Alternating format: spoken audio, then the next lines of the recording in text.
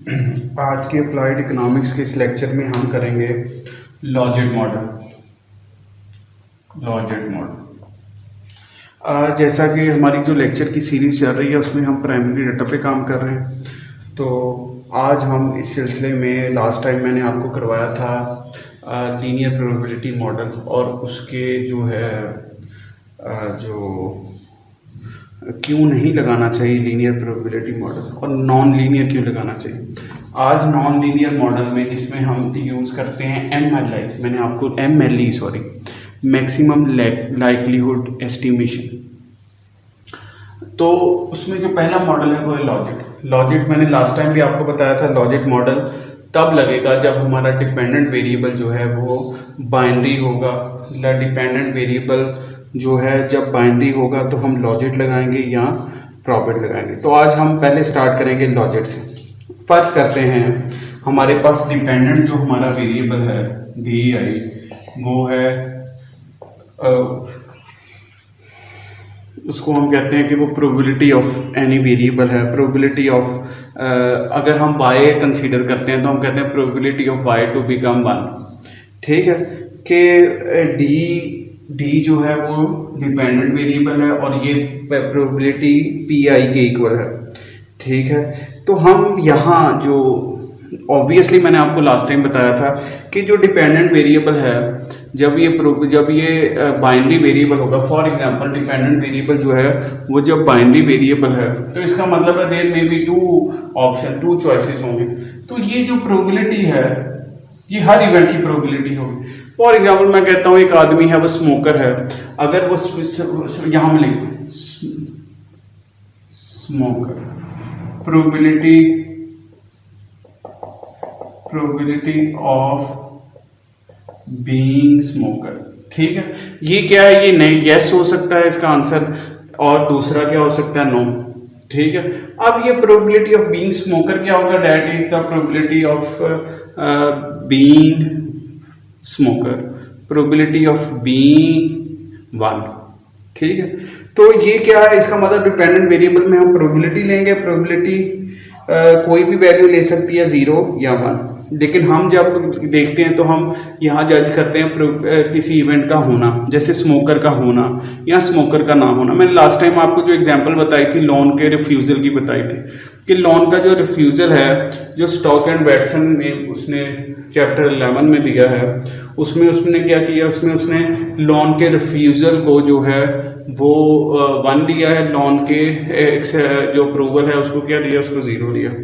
तो अब हम दोबारा आते हैं लॉजिक की तरफ।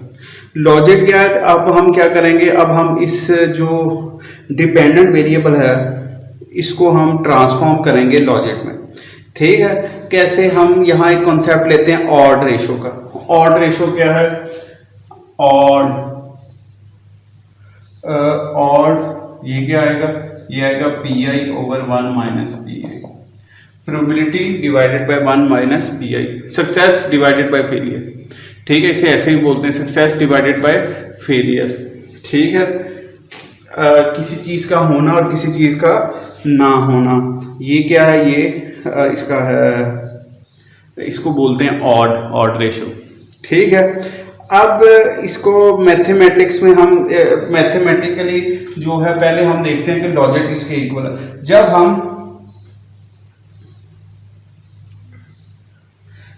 हम इस ऑड रेशो का लॉग ले लेते हैं तो ये है लॉजिक, इसे वो लॉजिक बोलते हैं। हम लॉजिक को कैलकुलेट करते हैं by taking the natural logarithm of odd ratio.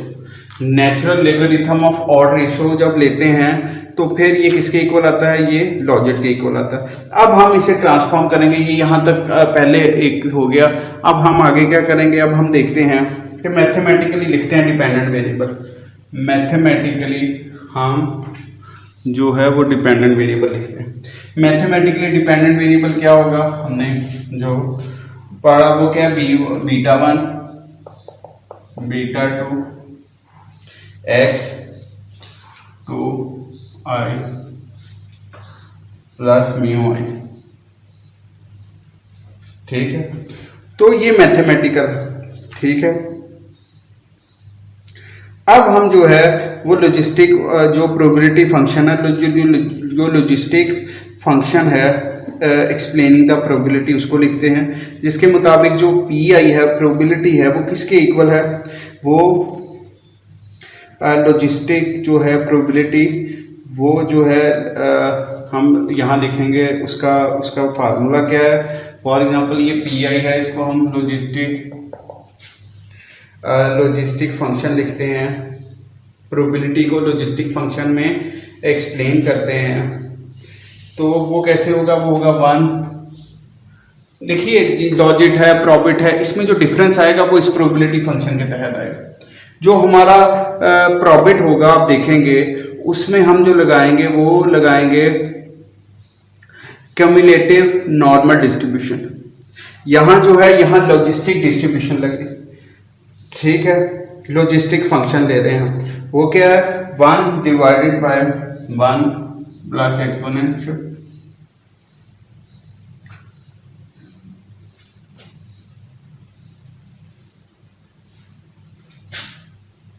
ये middle bracket minus small bracket beta 1 plus beta 2 x, ये वाला function x2 i plus mu, ये आएगा पी आई प्रोबेबिलिटी। अब हम ये p इसका आ गया क्योंकि हमने लॉजिट निकाला, इसका मतलब लॉजिट किसके इक्वल है, natural logarithm of odd ratio, तो हम ऑड रेशियो पी आई ये आ गया, तो हमारे पास 1 माइनस पी आई क्या आएगा 1 माइनस पी आई, इसका मतलब है 1 minus 1 plus minus beta 1 plus beta 2 x2y plus mu i, ये आ गया, ठीक है। अच्छा पी आई ये है और 1 माइनस पी आई ये, ठीक है, इसको हम सॉल्व करेंगे। 1 माइनस पी आई को जब हम सॉल्व करेंगे तो हमारे पास आएगा ये एक्सपोनेंट माइनस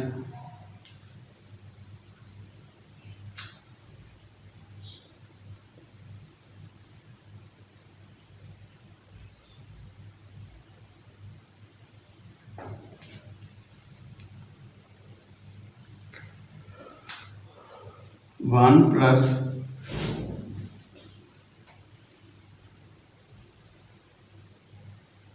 सॉरी ये है middle bracket minus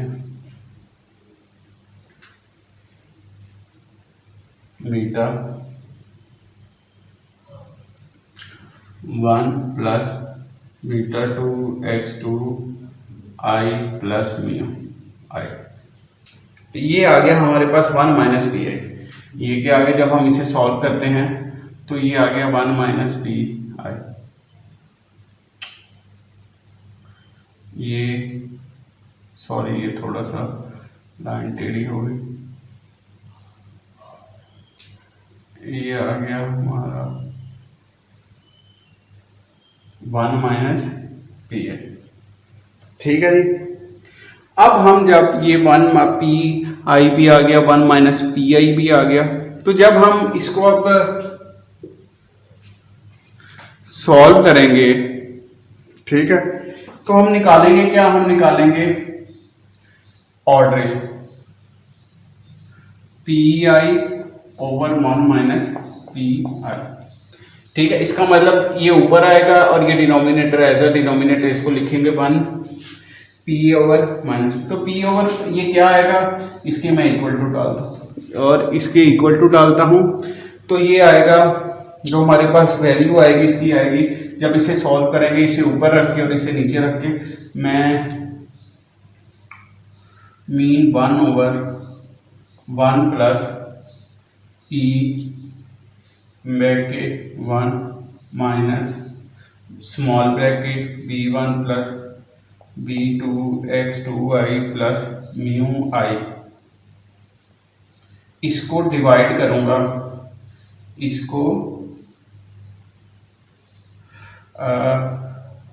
divided by लिख देता हूँ, तो उस तरह बड़ा अजीब सा लगेगा। डिवाइडेड बाय 1 डिवाइडेड बाय ये e माइनस β1 प्लस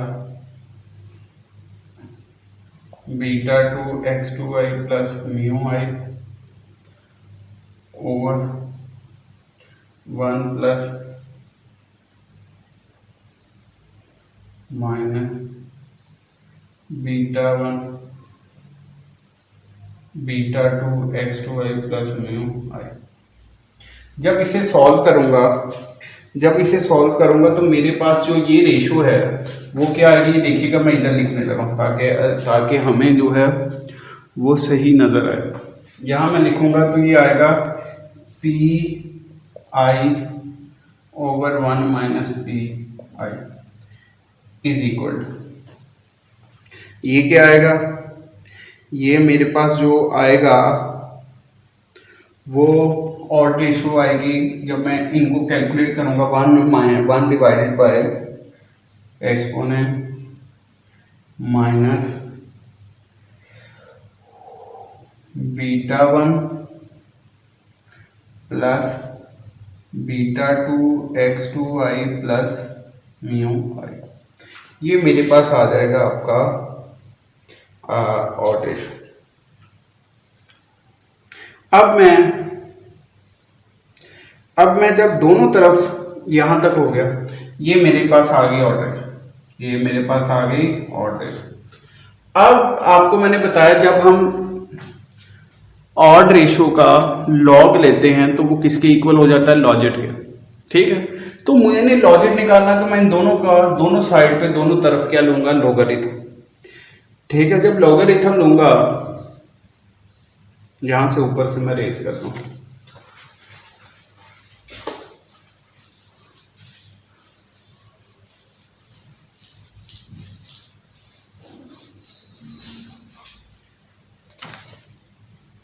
अब मैं इन दोनों का लोगरिथम लूंगा। देखिए एल एन,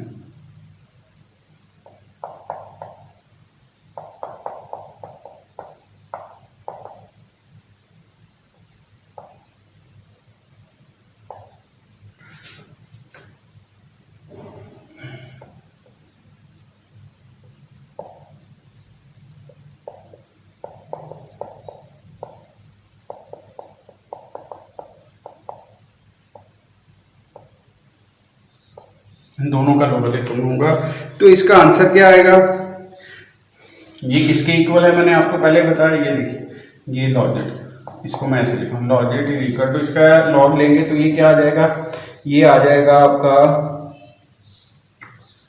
β1 प्लस β2, ये आपका लॉग है, ये आपका लॉजेट मॉडल का, ये है हमारा लॉजेट मॉडल। ये उसकी बताई कि how we can drive the logit model. तो लॉजेट मॉडल ऐसे जो है वो क्या हो रहा है, ड्राइव हो रहा है ऑड रेशियो से। ठीक है, तो ये आ गया लॉजेट।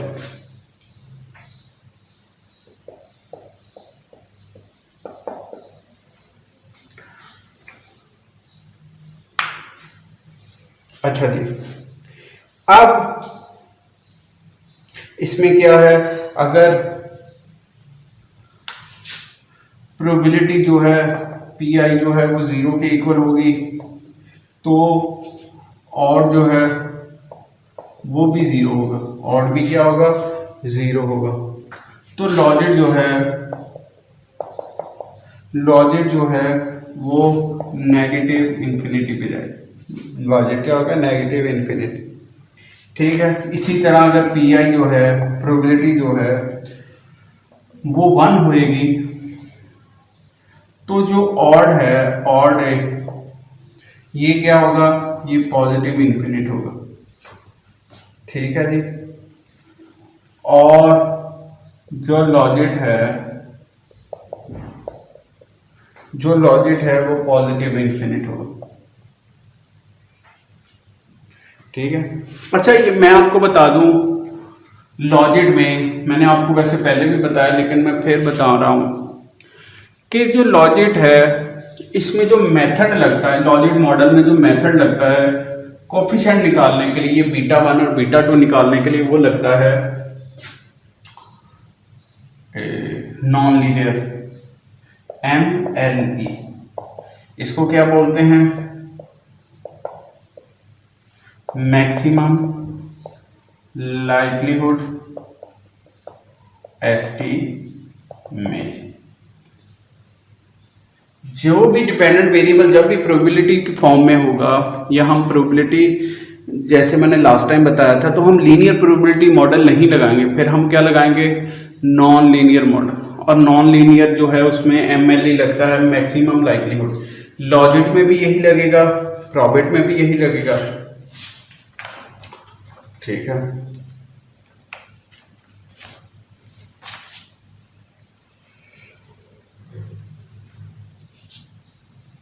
तो ये क्या है? ये नॉन लीनियर मॉडल है, तो इसके लिए जो है हम लगाएंगे MLE, ठीक है जी। MLE इसमें लगेगा, यहां तक ये हो गया। अब हम इसकी इंटरप्रिटेशन कैसे करें? इसकी जो है वो इंटरप्रिटेशन कैसे करते हैं लॉजिट की, ठीक है। अच्छा, मैंने यहाँ एक छोटी सी बात बता दूं, जो हमारा ग्राफ था, जो मैंने लास्ट लीनियर प्रोबेबिलिटी मॉडल में बताया था, उसमें लीनियर लाइन थी। यहाँ जो लाइन बनेगी इसकी, ये 0 है फर्ज करें, और ये प्रोबेबिलिटी जो है ये 1 जा रहा है। ये इसकी बाउंड्री है 0 और 1। प्रोबेबिलिटी की बाउंड्री 0 से स्टार्ट होके 1 पे जाती है, इसी रेंज में ये होती है। तो इसका जो शेप बनेगी वो सिग्माइड फॉर्म बनेगा। वो कैसी बनेगी? वो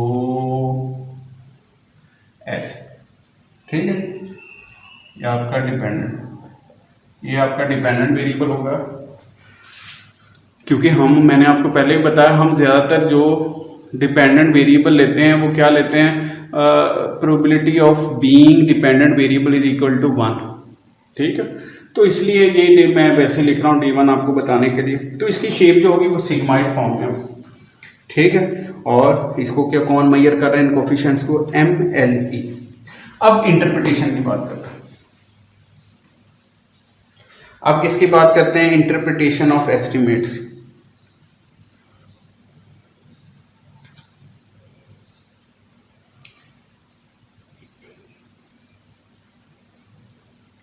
अच्छा, पहले तो हम देखते हैं कि जो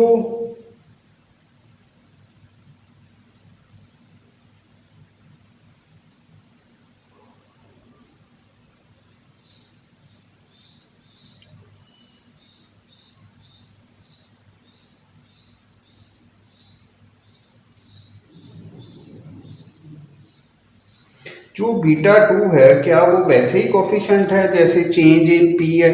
फॉर एग्जाम्पल मैं यहाँ मॉडल लिख रहा हूँ, कि Li is equal beta 1 plus beta 2 x2y plus ये जो बीटा 2 है ये किसको मेजर कर रहा है? जो बीटा 2 है वो किसको मेजर कर रहा है, ठीक है।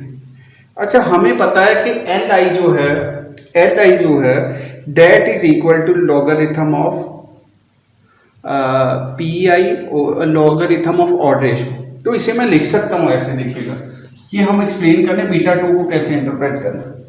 इसको मैं लिख सकता हूँ ln PI over 1 minus PI is equal to beta 1 plus और beta 2 x2i plus mu i, sorry यहाँ में आई। अच्छा, अब जो है बीटा 2 कोफिशिएंट है, तो मैं कहता हूँ कि इसमें मैं चेंज निकाल रहा हूँ कि x2 बीटा 2 जो पहले हम निकालते थे, हम कहते थे कि change in dependent variable due to change in x2। अगर मैं बीटा 2 पहले की बात, अब यहाँ कैसे मेजर करूँगा? देखिएगा, मैं कहता हूँ कि यार अगर चेंज होती है x2 में तो कैसे मेजर करते हैं? तो मैं क्या करूँगा, मैं डेरिवेटिव लूँगा दोनों साइडों पे, किसका? Due to change in x2, due to change in x, पूरी इक्वेशन का, इस तरफ से भी और इस तरफ से। तो मेरे पास यहाँ का डेरिवेटिव क्या आ गया? यहाँ का डेरिवेटिव क्या आएगा, तो मेरे पास यहाँ का जो डेरिवेटिव आएगा वो आएगा change in p i over change in x two i, ठीक है, 1/p आई, ठीक है, plus change in p i over change in x two आई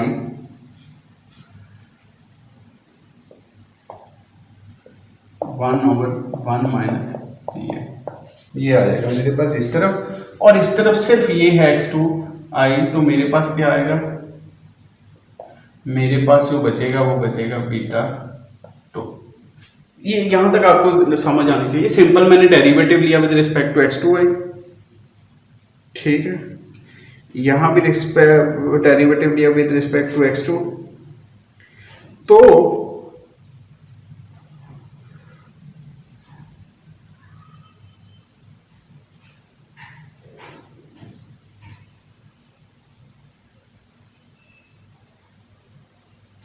जब मैं इसे सॉल्व करूंगा तो मेरे पास यहां जो बचेगा वो बचेगा change in p i over change in x two i, और यहां मेरे पास जो है ये आएगा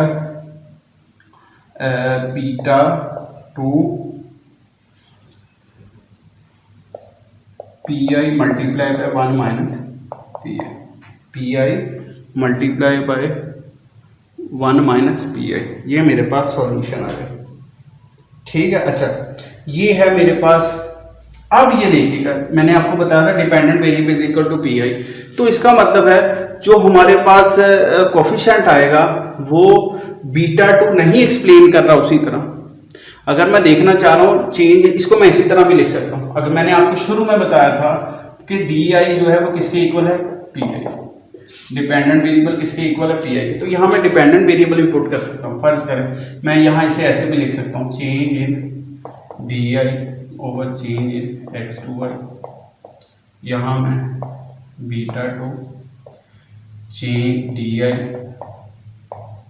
multiply by 1 minus d i, मैंने सिंपल इसको डी आई फॉर्म में पुट कर, ठीक है। तो अब देखिएगा जो डिपेंडेंट वेरिएबल में चेंज आ रही है, change in independent due to change in independent variable, ये वाली आपको नजर आ रही होगी, वो किसके इक्वल है, वो सिर्फ बीटा टू के इक्वल नहीं है, उसको मल्टीप्लाई करना है किसके साथ, डी आई और 1 माइनस डी आई के साथ। फिर हमारे पास आएगा कि भाई जो हम पहले निकालते थे कि व्हाट इज द क्या चेंज, अगर एक्स टू में कोई चेंज आती है तो उसके रिजल्ट में डिपेंडेंट वेरिएबल में कितनी चेंज आती है वो हम इस तरह निकालें। जो हमारे पास यहाँ P2 आएगा उसको मल्टीप्लाई करेंगे इसके साथ और इसके साथ, ये डेरिवेशन, ये इंटरप्रिटेशन, ठीक, ये इंटरप्रिटेशन है। अब हम सिंपल ये नहीं कह सकते कि पहले की तरह कि बीटा टू क्या है जी, डिपेंडेंट वेरिएबल में चेंज जो आएगी as a result of change in independent variable, ये नहीं हम कर सकेंगे। अब हमें यहाँ क्या करना है, यहाँ इसे और तरह इंटरप्रेट करना है। पहली बात ये एक डिफरेंस आ गया। दूसरा क्या है जी, हम दो प्रोबेबिलिटी निकालते हैं। हम क्या निकालते हैं, दो प्रोबेबिलिटी निकाल सकते हैं, दो प्रोबेबिलिटी में डिफरेंस निकाल सकते हैं, ठीक है। हम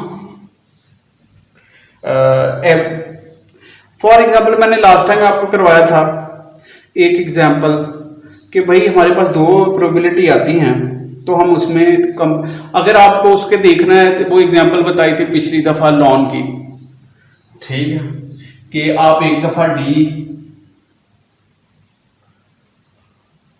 D1 निकालते हैं,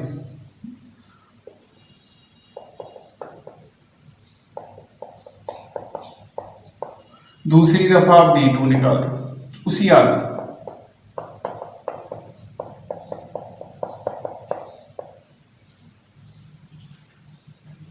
ठीक। तो इसके दरमियान जो डिफरेंस है वो क्या आएगा, चेंज इन D, वो आएगा D2 माइनस D2।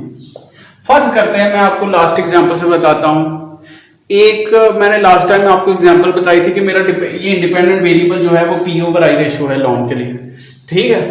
तो ये अगर एक आदमी की P over I ratio different है, दूसरे की डिफरेंट है, तो मैं क्या करूंगा, अगर मेरे पास कोफिशिएंट आ चुके हैं, अगर मैंने कोफिशिएंट निकाल लिए तो इसमें मैं क्या करूंगा, कोफिशिएंट की वैल्यू पुट करूंगा, पहले आदमी की P ओवर I पुट करूंगा, फिर दूसरे आदमी की P ओवर I पुट करूंगा, ठीक है, फिर इनका आंसर आ जाएगा, फिर इन दोनों में से माइनस कर दूंगा, तो जो डिफरेंस आएगा, डिफरेंस इन एवरेज D1 जो एस्टिमेटेड है वो क्या आएगा, वो उन दोनों का डिफरेंस आ जाएगा।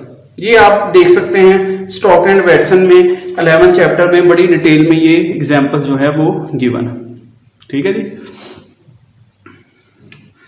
अब हम लॉजिक में,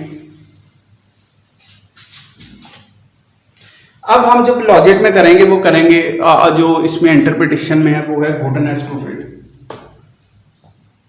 गुडनेस टू फिट, कि गुडनेस टू फिट क्या है? पहले हम कहते थे, जो अभी तक कर रहे थे वो कर रहे थे आर,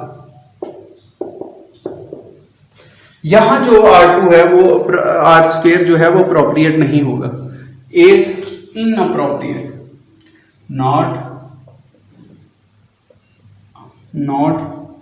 अप्रोप्रिएट।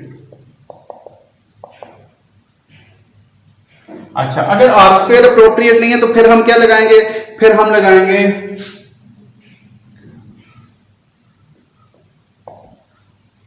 ये मैं क्रॉस लगा रहा हूं, सोडो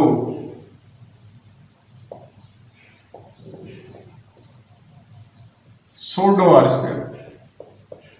तो फिर ये इसकी गुडनेस टू फिट जो लॉजिक की चेक करेगा वो क्या करेगा, pseudo R square. Pseudo R square कैसे निकालते हैं हम? सोडो आर स्क्वायर निकालने के लिए जो दो है, तो हम दो मॉडल्स कैलकुलेट करते हैं, एक है अनरिस्ट्रिक्टेड, एक है रिस्ट्रिक्टेड। अनरिस्ट्रिक्टेड क्या है? बिल्कुल वही जो पहले हम कर रहे थे।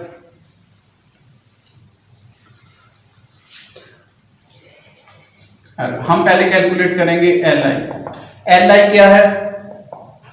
पहले हम निकालेंगे non restricted model. Non restricted model क्या है? L1 beta 1 plus beta 2 x2y plus beta 3 x3y plus इसे सोन चलने दे प्लस बी के एक्स के आई प्लस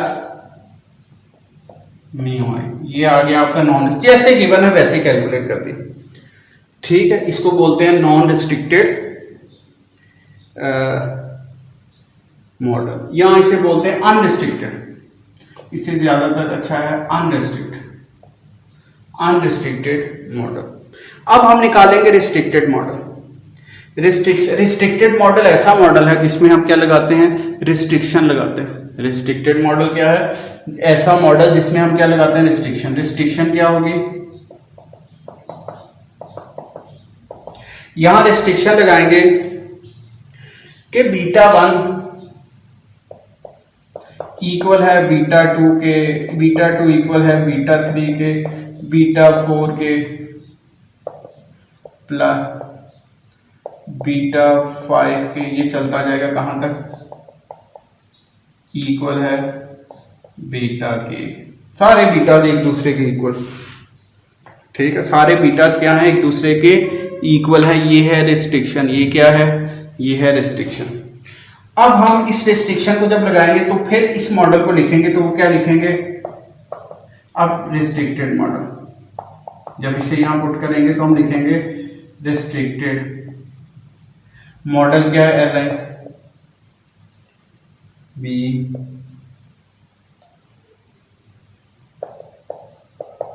ये मॉडल है रिस्ट्रिक्टेड।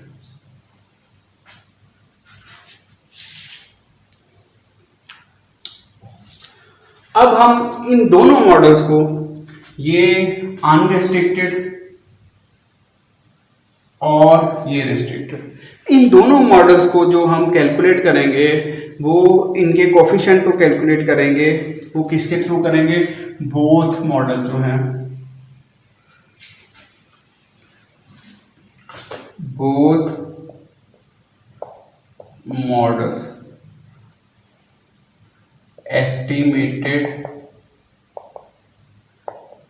बाय MLE, जो मैंने आपको बताया। इन दोनों मॉडल्स को MLE के थ्रू क्या करेंगे, कैलकुलेट करें। ठीक है, अब यहां मैं लिखता हूं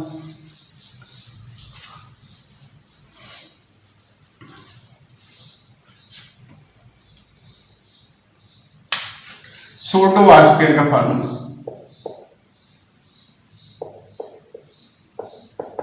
pseudo R square, pseudo R square का फार्मूला क्या है?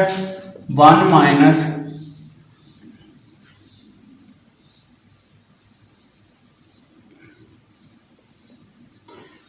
माइनस जो आंसर आया अनरिस्ट्रिक्टेड का divided by logit unrestricted divided by logit restricted, logit unrestricted divided by logit unrestricted. अच्छा, ये जो सोटो आर स्क्वायर की वैल्यूज आएगी,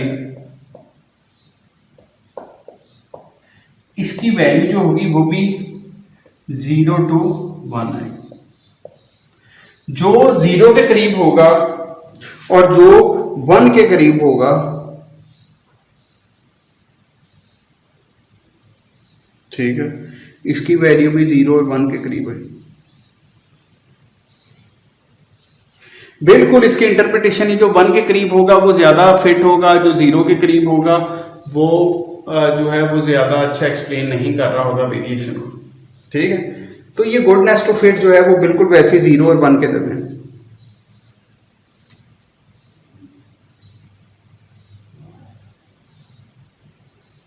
जो 1 है वो ज्यादा, जो जिसकी वैल्यू 1 के करीब होगी वो ज्यादा अच्छा एक्सप्लेन करेगा, जो 0 के करीब होगी वो ज्यादा अच्छा एक्सप्लेन नहीं करेगा, मतलब मॉडल ज्यादा फिट नहीं होगा। ये था हमारा आज का जो लॉजिट, ठीक है। अगर आपको इसकी समझ ना आए तो आप क्वेश्चन करें।